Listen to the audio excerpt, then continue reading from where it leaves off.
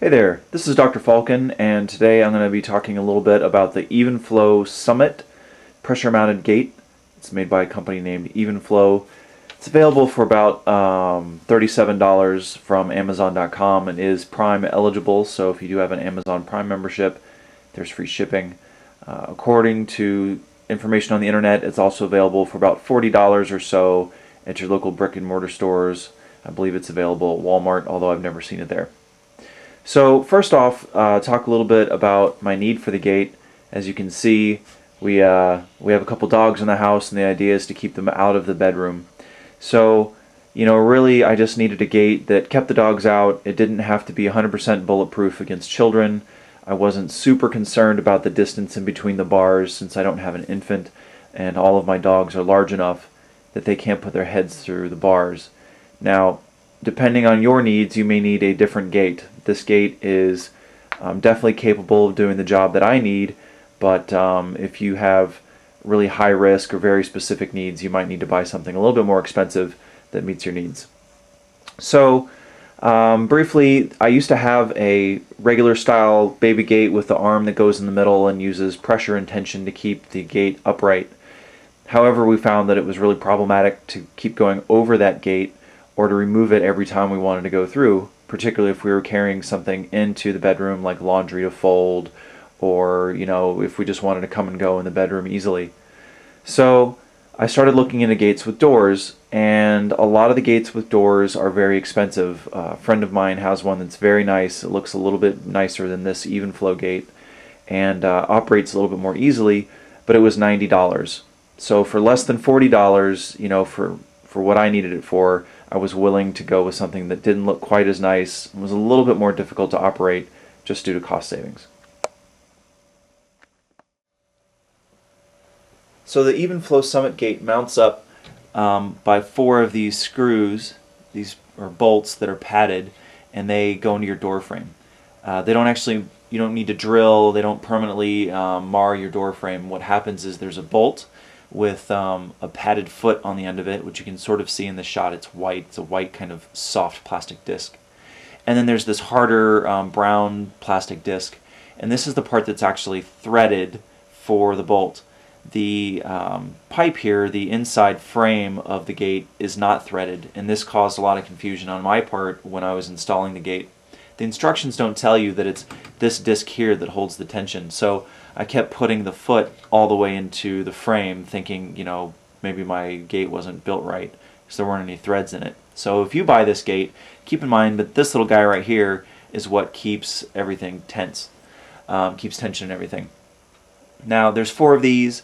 The manufacturer recommends that you keep the gate level when you install it, and I think that's definitely important. The gate door will not latch properly if the gate is uneven. So you may need help, not because the gate is heavy or difficult to install, but because it's a little bit difficult to keep everything level just by yourself. So one person to keep it steady and the other person to screw the feet down.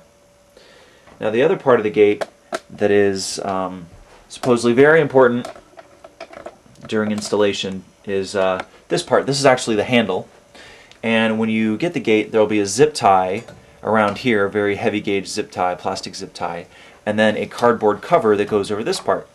And what that does apparently is it keeps the very high tension spring in here from coming undone, and apparently it's quite dangerous. There's like several warnings in the packaging about the zip tie and the cardboard. Now mine shipped, it was drop shipped in its original packaging, so it wasn't in a protective box, it wasn't protected in any way, and it was banged up a lot. So when I opened the box, both the zip tie and the protective cardboard were broken. Apparently if it springs open on you while you're installing it, it can hurt you, but since mine was already open, it was just a big pain to put it back together. What I had to do is take rope, and cinch my gate together right here, little by little. So I would squeeze the gate together, cinch it up, squeeze the gate together, and cinch it up. If this happens to you, you can fix it. You don't need to necessarily take it back or send it back to wherever you bought it from, but it is a little bit of a pain in the ass. And as you can see, the gate works. 2 of my dogs are on the other side of the gate here. Hi, Pearl. And it actually does a really good job keeping them out. Both dogs that you see in the shot could probably jump over the gate, but fortunately my dogs don't know how to jump over gates. So that's good. Alright, I want to talk a little bit about the handle and how you open the gate, because it's a little confusing at first. There are two buttons. There's one here and there's one on the opposing side. And you have to press both of them with, and I like to use my thumb and my index finger. You have to press both of them at the same time, and then you push down on the handle itself. There's a little tiny dot here. Green means that the gate is closed, and red is danger, that your gate is open and that your child may run headlong into your blast furnace or something. So you squeeze both buttons and you push down, and then the gate swings open really easily. Then when you let go, this little nub comes out, and that's what latches the gate. It's pretty sturdy. Because this nub is plastic, that's why I advised you at the beginning of the video, if you have like really high risk safety concerns, like maybe if you have human children or whatever, I'm afraid of the durability of that plastic nub. It's fairly solid, but again, it's plastic. I would have liked to have seen something that's maybe metal or something that's a little bit more durable. Now, the problem with this handle design is that it's really only meant to be used in this direction, in this orientation. And I find that if I'm leaving the bedroom and I'm going this way down the hallway, it's easy because that's the way that my body is shaped. However, if I'm coming into the bedroom, my hand actually faces the opposite direction. So I wish that there was a more universal way to open the gate, requiring this pinch right here. You can open the gate backwards.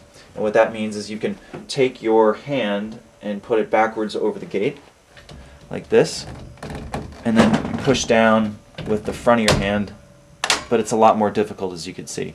So again, I'm pinching more with my thumb and middle finger, and then I'm just kind of pressing down this way with my hand. I don't really recommend that, but you know, sometimes you're carrying a basket of laundry and the only way to open the gate is with the reverse grip. It is possible, but it does point out a design flaw in the gate that some of the more expensive gates don't have, where you just lift the top of the bar and the gate opens. However, for under $40 delivered, I think the Evenflo Summit pressure mounted gate is a pretty good deal. It does exactly what we want it to do. It's a lot easier to get in and out of the bedroom now. We're definitely happy with it. There are things that I would like to see improved upon, but I think overall, for the money given the rest of the market, it's a pretty good deal, and I definitely recommend it. This is Dr. Falcon. If you like this video, check out my others on YouTube. I also run a blog, which can be found at journal.drfalcon.com, where I talk about all sorts of stuff, not just product reviews. Thank you for watching, and if you have any questions, you can always send me email on my blog or post comments in the YouTube thread. Thanks a lot.